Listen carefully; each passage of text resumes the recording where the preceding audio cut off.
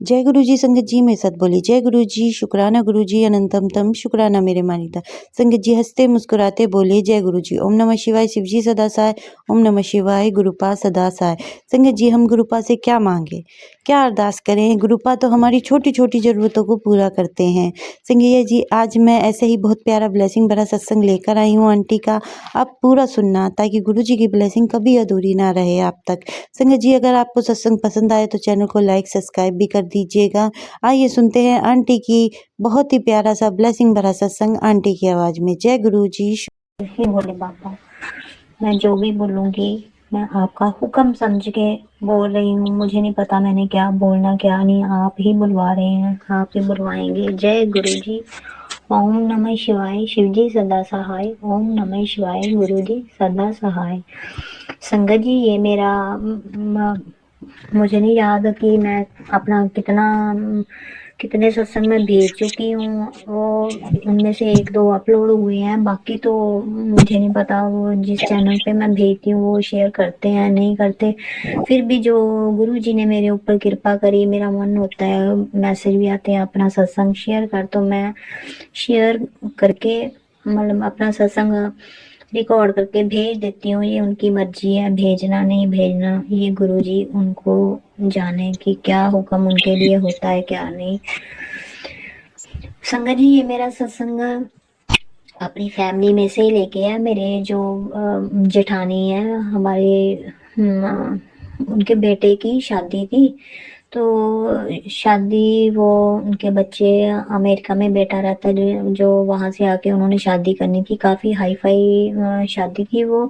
तो मुझे जब मेरी जेठानी घर में आए तो उन्होंने बोला कि ऐसे ऐसे जो सारे प्रोग्राम उन्होंने 8-10 दिन का प्रोग्राम बताया। वो हमारे से थोड़े ही वो हिमाचल उन्होंने जैसे घर डाला हुआ, हम इधर पंजाब में थे, तो उन्होंने सारे प्रोग्राम मुझे बोले कि 8-10 दिन का प्रोग्राम है और हर प्रोग्राम में तेरी प्रेजेंस चाहिए। तो चलो घर की शादी वो तो वैसे भी जाना ही था, तो वो तो कार्ड दे के चले गए।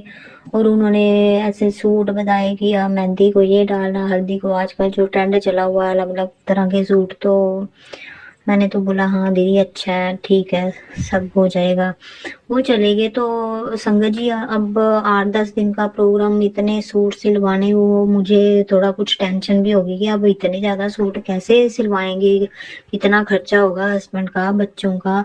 तो 8-10 दिन जैसे ही शादी को रह गए, बीच में मैं बीमार भी हो गई, तो मैं कुछ परचेज भी नहीं कर पा रही थी। फिर मैंने गुरुजी से मैंने बोला गुरुजी मेरे पास तो कपड़े हैं नहीं। अब मेरे को पहली वाली जो शादी में 1 साल पहले भी हमारे शादी हुई थी, तो वो मैंने कहा गुरुजी अब वही डाल लूंगी। चलो मेरी आदत नहीं है जैसे अपने हस्बैंड अंकल को बोलना कि मुझे कुछ लेके दो, मैं एंड तक कोई भी प्रोग्राम हो मैं कभी नहीं बोलती।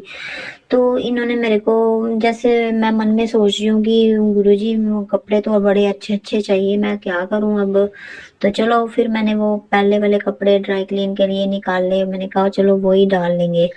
तो संगत जी एक दिन मैं और हस्बैंड ऐसे दोपहर के टाइम लेटे हुए थे, तो अचानक से कहते हैं चल तैयार हो जा कपड़े लेने चलते हैं, तो अपने कपड़े ले ले।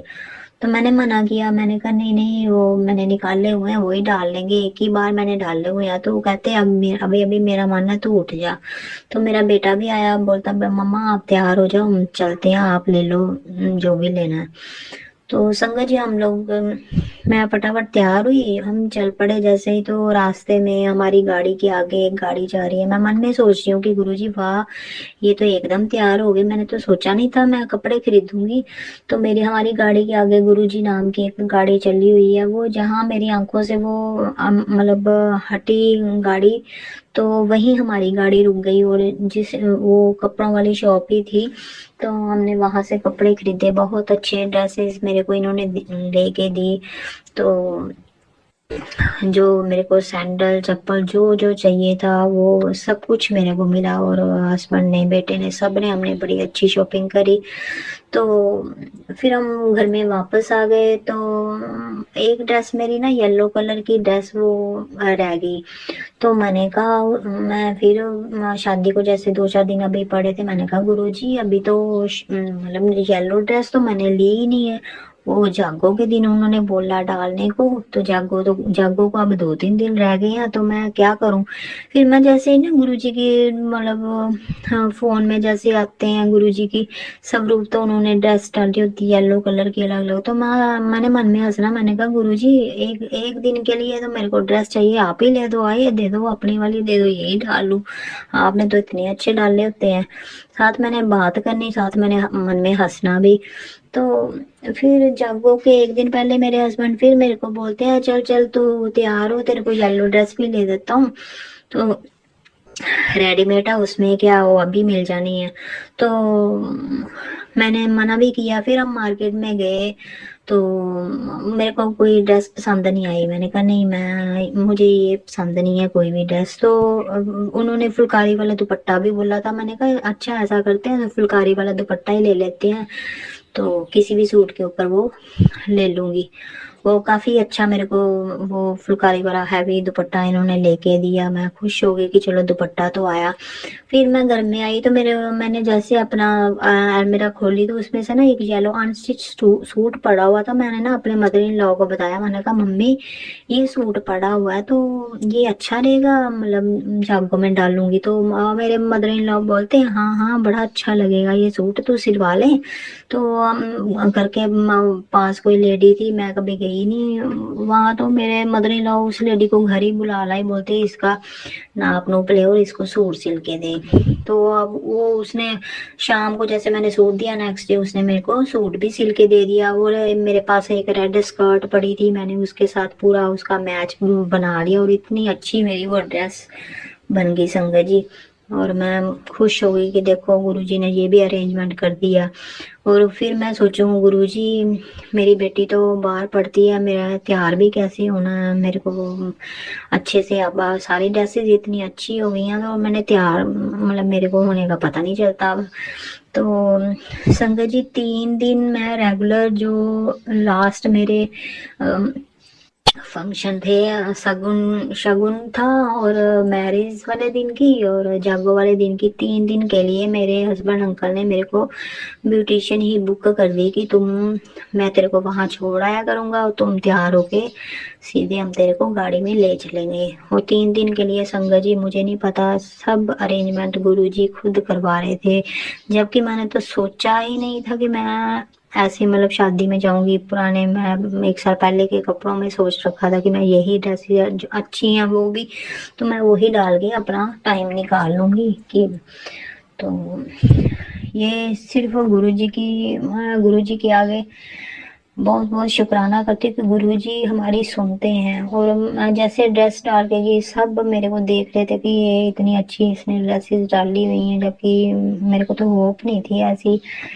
तो ये सब गुरुजी की ही कृपा है। बहुत बहुत शुक्राना है गुरुजी का, बहुत बहुत शुक्राना। जय गुरुजी, शुक्राना गुरुजी। मेरा एक और छोटा सा सत्संग की, अभी 2 दिन पहले हम मार्केट गए, तो हमने ऐसे चांप वगैरह खाया। मेरे हस्बैंड अंकल बोलते कुछ खाना तो खा ले, तो मेरे को वही आजकल मोमोज चांप वगैरह यही पसंद है, तो मैंने कहा मुझे मोमोज खाने हैं, वो खाए, चांप हमने पैक करवाई। फिर रास्ते में कहते और तो नहीं कुछ खाना, मैंने कहा नहीं मेरा गोलगप्पे खाने का बड़ा मन है। तो ये कहते वो तो निकल गया, अब चलो रास्ते में देखते हैं। जैसे संगत जी रास्ते में बीकानेर वाली की शॉप, वहां बाहर गोलगप्पे लगे होते हैं, तो इन्होंने गाड़ी रोकी, बोलते ये ले खा ले। तो हम गोलगप्पे खा रहे हैं, तो बाहर जो भैये उन्होंने लगाए होते हैं गोलगप्पे, वो हमने बोला कि खा रहे थे, तो मेरे हस्बैंड अंकल बोलते कि बस कर अब बहुत खा रही है। तो वो कहता कोई बात नहीं सर, आप खाओ जितने मर्जी हैं। तो ये बोलते कि नहीं मतलब जो 60 रुपए की तो उन्होंने बोला है, तो इससे पूछ लो खाने हैं। तो वो बोलते कि नहीं नहीं आप जितने मर्जी खाओ, मैं खिलवा रहा हूँ आपको। तो मैं हंस पड़ी। तो फिर वो लड़का जो दे रहा था वो कहता हाँ मतलब और तो नहीं चाहिए। मैंने कहा नहीं नहीं बस हमने मतलब 12-15 शायद गोलगप्पे खा लिए। तो संगत जी जैसे हम अंदर पर्ची ये कटवाने गए हैं, जो आजकल वो सिस्टम चला हुआ है थंब वाला, क्या बोलते हैं मुझे याद नहीं आ रहा। तो जैसे ये बोलते कि आगे पैसे कटवाने गए, तो वो जो शॉपकीपर जो बीकानेर वाले हैं उनका मालिक बोलता कि चलो चलो सर कोई बात नहीं, आप रहने दो, पैसे आप आते जाते रहते हो, तो फिर कभी पैसे ले लेंगे। और मेरे हस्बैंड अंकल बाहर आके बोलते अरे तू आज कुछ और ही बोल देती, उन्होंने तो पैसे भी नहीं लिए मेरे से। मैंने कहा ये कैसे हुआ, पैसे क्यों नहीं लिए? बोलते मुझे नहीं पता। तो ये भी गुरु जी की ही कृपा है। देखो हम लोग कई बार हमारे काम नहीं होते, हम गुरु जी के आके रोते धोते हैं कि गुरु जी आप हमारी सुनते नहीं हो, लेकिन गुरु जी सुनते हैं। हमें नहीं पता वो जो काम हमारे नहीं होते वो हमारी भलाई के लिए होते हैं, नहीं हो रहे हैं या क्या, हम ब्लेम तो करते हैं गुरु जी को। जो अच्छे काम है, इसलिए गुरु जी जो भी आपके साथ गुरु जी अच्छा करे उनका शुक्राना जरूर करें, संगत जी जरूर करें। और बस मैं यहीं पे विराम देती हूँ। जय गुरु जी, शुक्राना गुरु जी, शुक्राना अनंतम अनंत।